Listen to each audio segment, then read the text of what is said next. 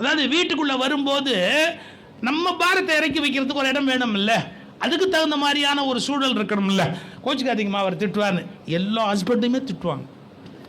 ஏன்னா அவங்க ஆஃபீஸில் அந்த டென்ஷனோட வரும்போது வீட்டுக்குள்ள நுழைஞ்ச உடனே ஒரு 2 நிமிஷம் கத்துவாங்க. என் ஃப்ரெண்டு சண்முக வடிவேல்னு ஒருத்தர் நல்லா பேசுவார், அவர் பள்ளிக்கூடத்து வாத்தியார். வீட்டுக்கு வந்தார், ஒய்ஃபு காப்பி கொண்டாந்து கொடுத்தாங்க. காப்பி இப்படி வச்சுட்டு ஹே காப்பியா அது நாய் கூட குடிக்காதுன்னு வச்சுட்டு வச்ச உடனே அவர் புள்ள என்ன பண்ணா, அம்மா கிட்ட போய் அம்மா காப்பியில் என்ன குறைச்சல், நான் இப்போ குடிச்சேன்னா நான் நாயா, நாய் கூட குடிக்காதுன்னு அப்பா சொல்கிறார். நீ பாட்டுக்கு பேசாமல் இருக்கிறியம்மா, பதிலுக்கு கேட்க வேண்டியது தானே, என்ன குறை அல்ல என்ன என்ன இல்லை அப்படின்னு கேட்க வேண்டியது தானே அப்பாட்டேன்னு. அந்த அம்மா சொல் போட வெளியே போய் விளையாடுற, உங்கள் அப்பா பற்றி எனக்கு தெரியும், போட நீ போய் வெளியே விளையாடு. இந்த பையன் வெளியே போய் விளையாட போயிட்டான். ஒரு ஒரு ஒரு ஆம்பளை எவ்வளோ நேரங்க சத்தம் போடுவான் திட்டினா கூட. எனக்கு தெரிஞ்ச ஒரு ஆம்பளை வந்து ஒரு ஒரு 10 நிமிஷம் 15 நிமிஷம் சத்தம் போடுவான். ஆனால் லேடிஸ் சத்தம் போட்டாங்கன்னு வச்சுங்களேன் 27 நிமிஷம் போடுவாங்க. நீங்கள் யோசிக்கிறீங்களா என்ன இவன் 27ன்னு ஒரு கணக்கு சொல்கிறாரு? சீரியலில் ஒவ்வொரு சீரியலும் 27 நிமிஷம் தான். அந்த சீரியல் முடிஞ்சு அடுத்த சீரியல் ஆரம்பிச்சிடும் பார்த்தீங்களா, 27 நிமிஷம். ஸோ லேடிஸ் வந்து அந்த சீரியலோட அட்டாச்சு, ஜென்ஸ் எப்போவுமே நியூஸோட அட்டாச்சு. அதனால அவங்க 10-15 நிமிஷம் வரை நிறுத்திடுவாங்க. ஜென்ஸ் திட்டினாங்கன்னா, லேடிஸ் திட்டினாங்கன்னா 27 நிமிஷம் ஓடும். இது மொத்தம். இவர் வாத்தியார் இல்லையா, பள்ளிக்கூடத்து வாத்தியார், இவர் 40 நிமிஷம் திட்டினார். ஏன்னா பள்ளிக்கூடத்து வாத்தியாருக்கு பீரியட் ஒரு பீரியட் 45 நிமிஷம் இல்லையா, அதனால இவர் எல்லாம் திட்டினார். திட்டு அந்த அம்மா ஒன்றுமே கண்டுக்கல, அது பாட்டுக்கு அந்தாண்ட போச்சு இந்தாண்ட போச்சு. கொஞ்ச நேரம் ஆன உடனே அந்த ரியலைசேஷன் இவருக்கு வந்துருச்சு. உடனே மெதுவாக ஒய்ஃப்ட சொல்கிறாரு, இந்தா கவனிக்காமல் போகிற, என்ன ரொம்ப சத்தம் போட்டேன்ல, ரொம்ப சத்தம் போட்டேன்ல அப்படின்னு. அந்த அம்மா இன்னொரு காப்பி வேணுமா, ஸ்ட்ரெயிட்டாக அதான் விஷயத்துக்கு தான், இன்னொரு காப்பி வேணுமா, அதை நேராக கேட்குறது. இன்னொரு காப்பி இந்த வர்றேன் கொண்டு போய் கொடுத்துட்டு அதை குடித்த உடனே இது நீ குடிக்கிற காப்பியா நாய் குடிக்கிற காப்பியா? அந்த அம்மா ஒரு செகண்டில் இது நீ குடிக்கிற காப்பியா நாய் குடிக்கிற காப்பியா? அப்போ என்ன அர்த்தம்? நீ என்ன பேசினாலும் அது எனக்கு ஒரு விஷயமே இல்லையா, ஏன் நீ தான் எனக்கு முக்கியமே ஒழிய உன் கோபத்தை பற்றி எனக்கு என்ன கவலை? அதுதானே ஒரு மனைவியோட அன்பு. நான் வந்து லேடிஸை ப்ரிப்பேர் பண்ணுறேன். நாங்கள் கொஞ்சம் முன்ன பின்ன கோவப்படுவோம், நீங்கள் தான் அதை அட்ஜஸ்ட் பண்ணி போகணுங்கிறதுக்காக உங்கள் எல்லாத்தையும் மொத்தமாக கேட்டுக்கிறேன். வெளியில் போகிறோம், ஏகப்பட்ட டென்ஷனோடு வரும். அந்த அம்மா சொல்லுது, பள்ளிக்கூடத்தில் ஹெட் மாஸ்டர் திட்டினா இங்கே வந்து என்ன திட்டுவார், இவ்வளோ தானே, இதுக்காக போய் நம்ம கோச்சிக்க முடியுமா? திட்டா நல்லது, பிபி வராது, ஹார்ட் தொந்தரவு பண்ணாது, திட்டிட்டு போகிறாரு. இந்த ஐடியா ஃபேமிலிக்கு ரொம்ப அவசியம், எளிமையாக எடுத்துக்கணும். ஸோ இதெல்லாம் குடும்பத்தோட சப்போர்ட். ஒரு மனுஷன் வெற்றி பெறணும்னா ஃபேமிலியோட சப்போர்ட் அவங்களுக்கு வேணும். மிகச்சிறந்த ஒரு நகரத்தை உருவாக்குறார். நான் டெக்னிக்கலாக ஒன்று சொல்கிறேன். நீங்கள் தமிழ்நாட்டில் மெட்ராஸ் பார்த்துட்டு பாண்டிச்சேரிக்கு வாங்க. பாண்டிச்சேரிக்கு வாங்கன்னு தப்பாக நினைக்காதீங்க. பாண்டிச்சேரிக்கு வாங்க, அங்கே ரோடு எப்படி இருக்கு பாருங்கள், நகர அமைப்பு எப்படி இருக்கு பாருங்கள். அதெல்லாம் என்ன கவனிக்கணும். நம்ம ஒரு ஊருக்கு போனால் நெய்வேலி டவுன்ஷிப் போய் அந்த டவுன்ஷிப் எப்படி இருக்குன்னு பாருங்கள். நீங்கள் மெட்ராஸில் ஒரு நகரம் மயிலாப்பூர் எப்படி இருக்குது, மந்தவெளி எப்படி இருக்குது, பாரிஸ் எப்படி இருக்குது, அதே சமயத்தில் வந்து பாண்டிச்சேரியில் வந்து பாண்டிச்சேரி ஹெட் குவார்ட்டர்ஸ் எப்படி இருக்குன்னு பாருங்கள். ஸ்ட்ரெயிட் ரோடு, எல்லா ரோடும் பீச்சில் போய் முடியும், எல்லாமே அப்படியே கட் ஆகும், ஸ்ட்ரெயிட்டாக அப்படியே கட் ஆகும், 90 டிகிரிஸில் அப்படியே கட் ஆகும். எந்த ரோடில் போய் மிஸ் ஆனாலும் மறுபடியும் பீச்சுக்கு போயிடலாம், ஒன்றும் கஷ்டமே கிடையாது. ஸோ பிரெஞ்சுக்காரர்கள் அந்த ஊரை டிசைன் பண்ணும்போது அவங்க பிரெஞ்சு நாட்டில் எப்படி இருக்கும் அப்படிங்கிற கற்பனையோட அது போல ஒரு நகரத்தை நிர்மாணிக்க வேணும்னு பாண்டிச்சேரியை நிர்மாணிச்சாங்க. புரிஞ்சுக்கணும் நம்ம. ஏன்னா இம்ப்ரூவ்மெண்ட்டுங்கிறது கொஞ்சம் கொஞ்சமாக தான் வர முடியும்.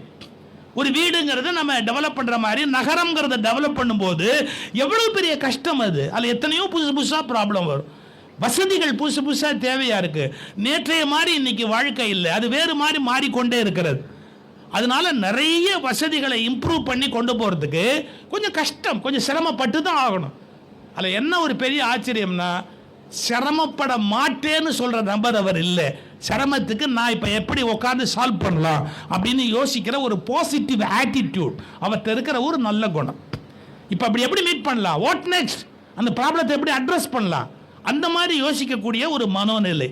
அப்படி நகரத்தை டிசைன் பண்ணும்போது பிரெஞ்சுக்காரர்களுடைய அமைப்பு ஒரு மாதிரி, ஜெர்மானியருடைய அமைப்பு ஒரு மாதிரி, ஜப்பானியருடைய அமைப்பு ஒரு மாதிரி. காரே கவனிங்க, ஜப்பானில் நீங்கள் எங்கே போனாலும் கார் வந்து சின்னதாக இருக்கும். அமெரிக்காவில் நீங்கள் எங்கே போனாலும் கார் பெருசாக இருக்கும். அவன் ஆளே பெருசு, உட்காரத்துக்கு வசதியாக வேணும் அவனுக்கு. ஜப்பானில் சின்னதாக இருக்கும் காரோட அமைப்பு, ஆனால் அமெரிக்காவில் காரோட அமைப்பு பெருசாக இருக்கும். இந்தியாவில் எப்படின்னு கேட்டால் ரெண்டும் கலந்துருக்கும். ஒரு சின்ன மாருதியும் ஓடிக்கிட்டு இருக்கும், பக்கத்துலேயே வந்து இனோவாவும் ஓடிக்கிட்டு இருக்கும். ஏன் அப்படின்னு கேட்டிங்கன்னா, ஜப்பானியர்கள் எல்லாத்தையுமே சின்ன சின்ன அளவில் செய்யணும். அவங்களுடைய உயரம், அவங்க அகலம், அவங்களுடைய குணம், அதுக்கு ஏற்ற மாதிரி.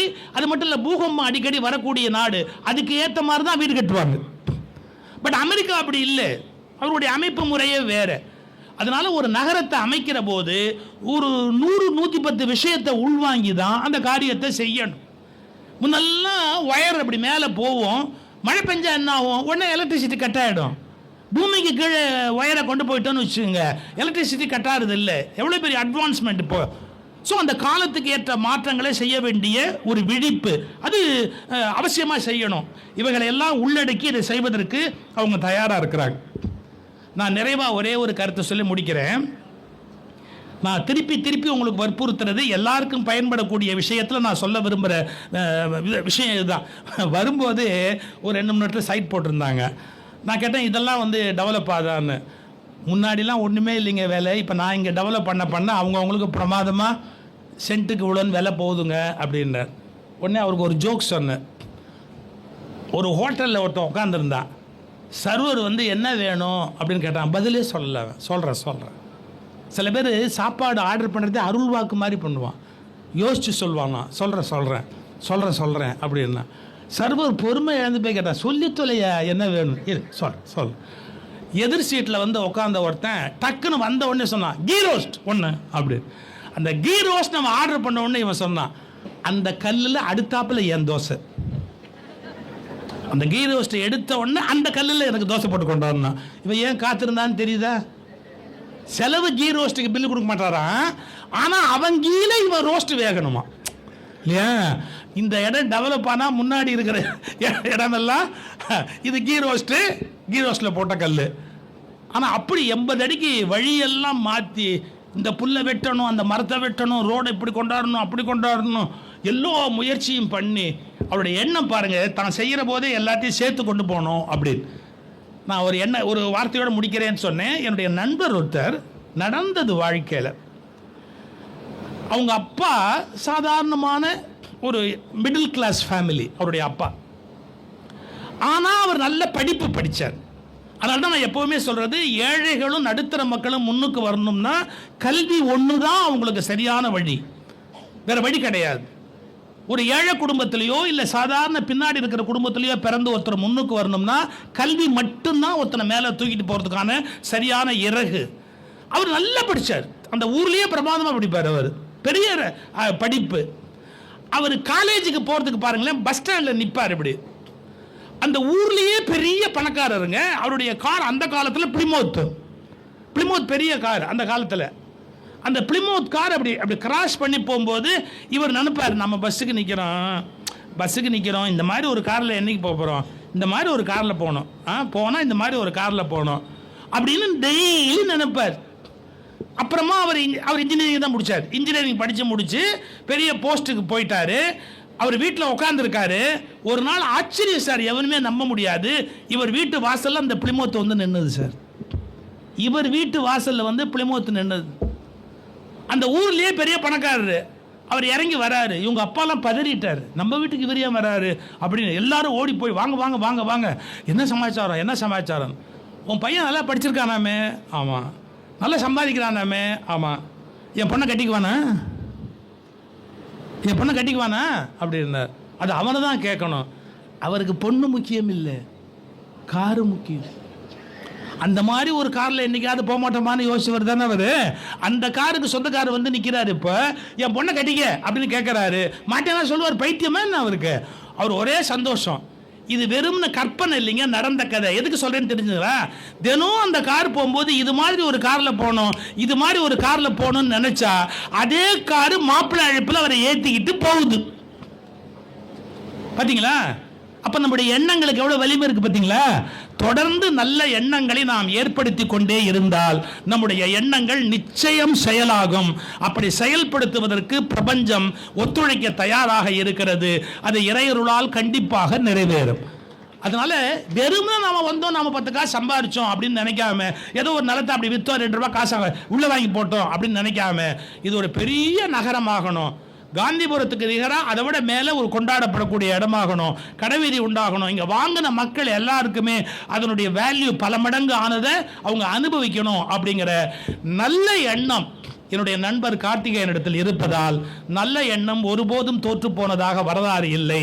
இந்த இடம் அப்படியே ஆகும் என்பதை எடுத்து சொல்லி, எல்லாம் வல்ல இறையருளால் இது மிகச்சிறப்பான ஒரு பூமியாக கொண்டாடப்படும்.